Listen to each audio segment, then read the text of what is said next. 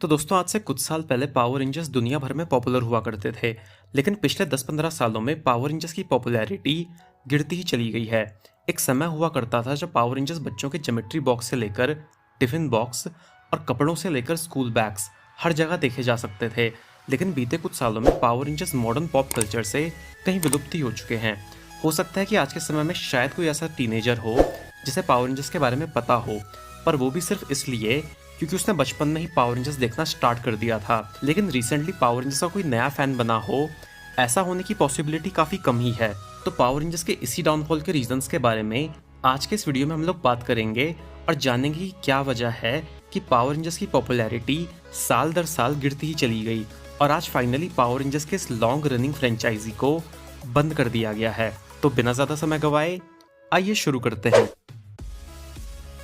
तो दोस्तों power rangers को एपिसोडिक फॉर्मेट में बनाया जाता है, जिसका मतलब ये है कि पावर रेंजर्स के हर एपिसोड में एक अलग सेल्फ कंटेन्ड स्टोरी देखने को मिलती है। लेकिन इस फॉर्मेट का नुकसान ये है कि आपको जितने एपिसोड्स बनाने हैं उतनी बार एक नई स्टोरी लानी पड़ती है। आप एक स्टोरी को इलॉन्गेट नहीं कर सकते, छोटी छोटी बहुत सारी स्टोरीज बनानी पड़ती हैं, क्रिएटिविटी दिखानी पड़ती है, दिमाग के घोड़े दौड़ाने पड़ते हैं, घंटों तक ब्रेनस्टॉर्मिंग करनी पड़ती है और हर बार ऑडियंस के सामने कुछ नया परोसना पड़ता है, जो कि लंबे समय तक कर पाना किसी के लिए भी आसान नहीं है। यही वजह है कि बीते कुछ सालों में पावर रेंजर्स बहुत ज़्यादा बोरिंग और रिपीटेटिव लगने लग गए थे, क्योंकि आप चाहे कितने भी क्रिएटिव हों, आप एक लिमिट तक ही सोच सकते हैं। कभी ना कभी ऐसा टाइम आएगा जब आपकी क्रिएटिविटी पूरी तरह से एग्जॉस्ट हो जाएगी और आप चाहकर भी ऑडियंस के लिए कुछ नया नहीं ला पाओगे, और वही चीज़ पावर रेंजर्स के साथ भी हुई।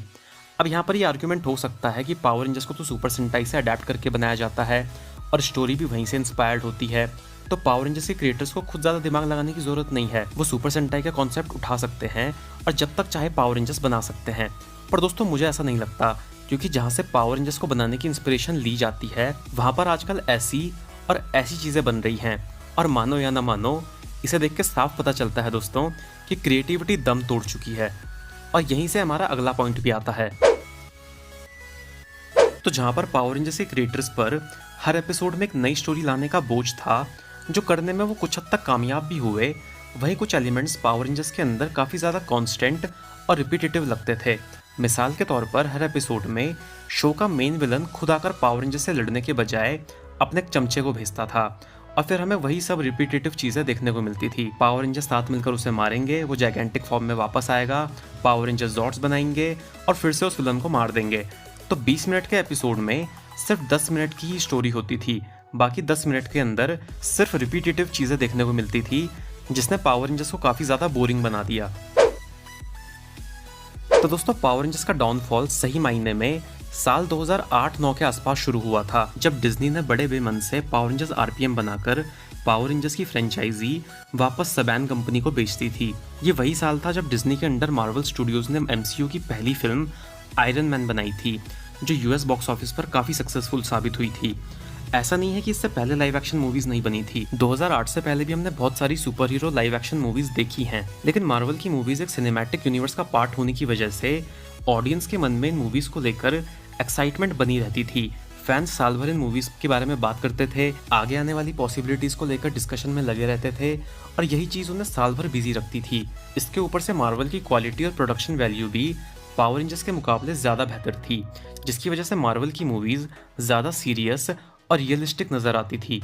दूसरी तरफ पावर रेंजर्स की प्रोडक्शन वैल्यू तो वक्त के साथ बढ़ी थी, लेकिन पावर रेंजर्स बहुत ज़्यादा सीरियस और रियलिस्टिक महसूस नहीं होते थे, जिस वजह से पावर रेंजर्स की पॉपुलैरिटी हर सीजन के साथ गिरती ही चली गई।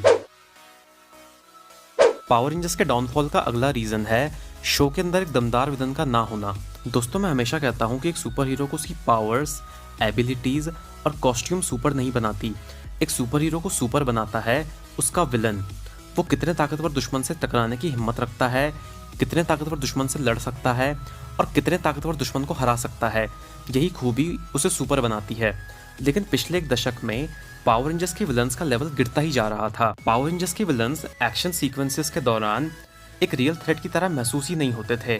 वो लड़ने की जगह रोते थे, डर के भागते थे और देखने में भी बहुत ही ज़्यादा कलरफुल नज़र आते थे।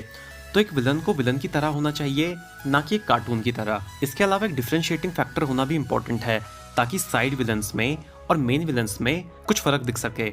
इस बात को एक एग्जाम्पल से समझते हैं। पावर रेंजर्स निंजा स्टॉर्म के हर एपिसोड में लोथॉर अपनी सेना से एक एलियन को पृथ्वी पर भेजता था और ये सारे एलियंस अपीयरेंस वाइज एक जैसे लगते थे। इनकी मेटल बॉडी होती थी, ये देखने में डरावने होते थे, इनकी आँख नाक मुंह कहाँ है कुछ समझ नहीं आता था। लेकिन लोथॉर एक एलियन नहीं था, वो इंसान था और उसकी यही बात उसे उसके भेजे हुए सारे साइड विलन से अलग करती थी। तो इस डिफरेंस की वजह से देखने वाली ऑडियंस के मन में भी ये बात रहती थी कि इस विलन ने आज तक जितने भी चमचे भेजे हैं उनका पावर रेंजर्स के हाथों एक ही अंजाम हुआ है, लेकिन ये विलन कुछ अलग है। ये अपने आज तक भेजे हुए सारे साइड विलन से कुछ डिफरेंट कर सकता है। इसका फाइटिंग स्टाइल डिफरेंट हो सकता है। ये पावर रेंजर्स के सामने एक नई तरह का थ्रेट बन सकता है। तो वो देखने के लिए दर्शकों के मन में विलन्स को लेकर काफ़ी एक्साइटमेंट बना रहता था। लेकिन अनफॉर्चुनेटली पिछले कुछ सालों में ये चीज़ देखने को ही नहीं मिलती। जहाँ माइटी मॉर्फिन पावर रेंजर्स से लेकर पावर रेंजर्स आरपीएम तक आपको शो के हर मेन विलन में और उसके हेंजमैन्स में अच्छा खासा फर्क देखने को मिलता था, वही पावर रेंजर्स के बाद जितने भी पावर रेंजर्स आए हैं उनमें मेन विलन और साइड विलन में कोई फर्क ही नजर नहीं आता। सैमुराई का जेंड्रेट किसी भी नॉर्मल नाइलॉक की तरह दिखता था, डायनो चार्ज का स्लेज सीरियस टोन में कम रहता था और कॉमेडी ज़्यादा करता था, और मेगा फोर्स में तो मुझे आज तक समझ ही नहीं आया कि मेन विलन था कौन। पावर रेंजर्स बीस्ट मॉर्फर्स और डायनो फ्यूरी ने मेरे ख्याल से इस चेन को तोड़ने की कोशिश की थी, लेकिन तब तक काफ़ी देर हो चुकी थी। जब ऑडियंस के पास दुनिया भर के ऑप्शंस हैं, जहां उन्हें अच्छे और सीरियस विलन्स देखने को मिलते हैं, जिनके कैरेक्टर में डेप्थ है, जहां अच्छी खासी बैक स्टोरी है और जहां विलन्स अपने पर्पस को लेके ज़्यादा सीरियस हैं, तो वहाँ पावर रेंजर्स पर कौन ही टिका रहता। दोस्तों, पावर रेंजर्स के डाउनफॉल का अगला रीज़न है पावर रेंजर्स शो की चाइल्डहुड अप्रोच को फॉलो करना। चमकदार कलर ग्रेडिंग और चिल्ड्रन फ्रेंडली स्टोरी लाइन्स की वजह से पावर रेंजर्स का कोई भी शो डार्क फील नहीं होता था। शो के थीम को लाइट हार्टेड रखने की वजह से एक वॉर लाइक सिचुएशन के रेपरकशंस कभी देखने को ही नहीं मिले। जब एक सुपर हीरो जंग के मैदान में उतरता है तो उस जंग का अंजाम कुछ भी हो सकता है। चोट लग सकती है, खून बह सकता है, यहाँ तक कि जान भी जा सकती है। लेकिन पावर रेंजर्स में ऐसा कुछ भी कभी दिखाया नहीं गया और एक वक्त के बाद तो ऐसा लगने लगा कि पावर रेंजर्स ऑलमोस्ट इनविंसिबल हैं, जो लड़ाई के मैदान में जाएंगे और हमेशा जीत कर ही आएंगे। जिन विलन्स का पावर रेंजर्स के साथ साथ देखने वाली ऑडियंस के मन में भी डर होना चाहिए था, वो विलन्स बैटलफील्ड में पावर रेंजर्स को कांटे की टक्कर देने के बजाय रोने लग जाते हैं। और यही अनरियलिस्टिक अप्रोच पावर रेंजर्स की पॉपुलैरिटी के घटने का कारण बनी, क्योंकि जहां फैंस को मार्वल, डीसी और द बॉयज जैसे शोज के यूनिवर्स में सीरियस स्टोरी लाइन्स, पॉलिटिक्स और ब्रूटल एक्शन सीन्स देखने को मिल रहे हैं, तो वहाँ पावर रेंजर्स के यूनिवर्स को कौन ही देखना चाहेगा, जहाँ पर सब कुछ परियों की कहानियों जैसा रंगीन है। दोस्तों, पावर रेंजर्स की पॉपुलैरिटी घटने का एक और बड़ा रीज़न है दुनिया भर में बढ़ता इंटरनेट पेनिट्रेशन।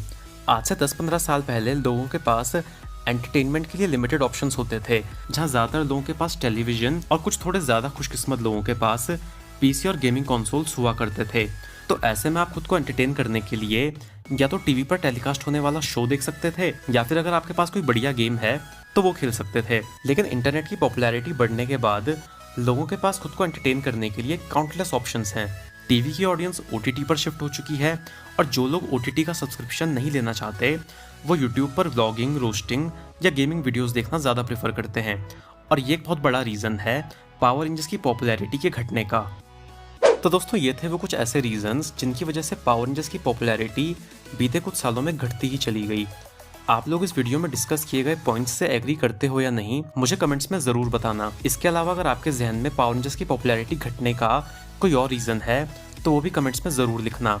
दोस्तों, अंत में मैं बस इतना कहना चाहूँगा कि हर चीज़ की एक एक्सपायरी डेट होती है।